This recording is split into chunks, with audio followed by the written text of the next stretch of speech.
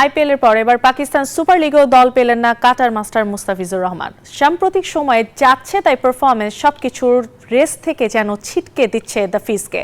একসময় নামি দামি ধারাভাষ্যকারদের থেকে ডেথ ওভার স্পেশালিস্ট তকমা পাওয়া ফিজ নিজেকে হারিয়ে খুঁজছেন। তবে কি ফ্র্যাঞ্চাইজিগুলোর কাছে প্রয়োজন ফুরিয়ে গেছে মুস্তাফিজের? দেশের ক্রিকেটে ধূমকেতুর মতো আবির্ভাব হয়েছিল তার। 2015 সালে টি-20তে পাকিস্তানের বিপক্ষে অভিষেক। একই বছর ওয়ানডেতে মিরপুরে কাঁপিয়ে দিয়েছিলেন ভারতের শক্তিশালী ব্যাটিং লাইনআপকে। এরপর দাপিয়েছেন দেশ বিদেশের বিভিন্ন ক্রিকেট লিগ। কাটার মাস্টারের শুরুটা ছিল অনেকটা এলেন, দেখলেন, এরপর জয় করলেন।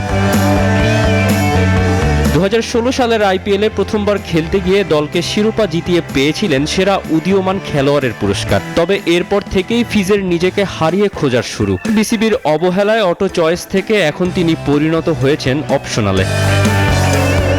মুস্তাফিজের গত কয়েক বছরের পারফরমেন্স যেন অনেকটা ব্রিটেনের আবহাওয়ার মতো, এই ভালো তো এই খারাপ। এক সিরিজে দুর্দান্ত খেললে পরের সিরিজে বেহাল দশা থাকে এই ক্রিকেটারের।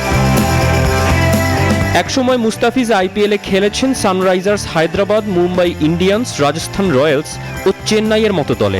এখন সেই কাটার মাস্টারই আইপিএল তো দূরে থাক, সদ্য সমাপ্ত পাকিস্তান সুপার লিগের ড্রাফটেও দল পায়নি। জাতীয় দলের হয়েও তেমন কোনো পারফরমেন্স নেই মুস্তাফিজের।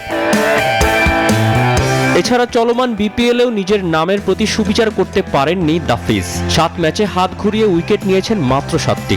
অথচ মেগাস্টার শাকিব খানের দল ঢাকা ক্যাপিটালস অনেক আশা করে তাকে দলে ভিড়িয়েছিলেন, যার কোনো প্রতিদান দিতে পারেননি মুস্তাফিজ। বাংলাদেশের ভক্ত সমর্থকদের আশা 29 বছর বয়সী মুস্তাফিজ আবারও তার কাটার দিয়ে ব্যাটসম্যানদের বিভ্রান্ত করে স্বরূপে ফিরবেন। তৌসিফুল হাসান, নিউজ 24।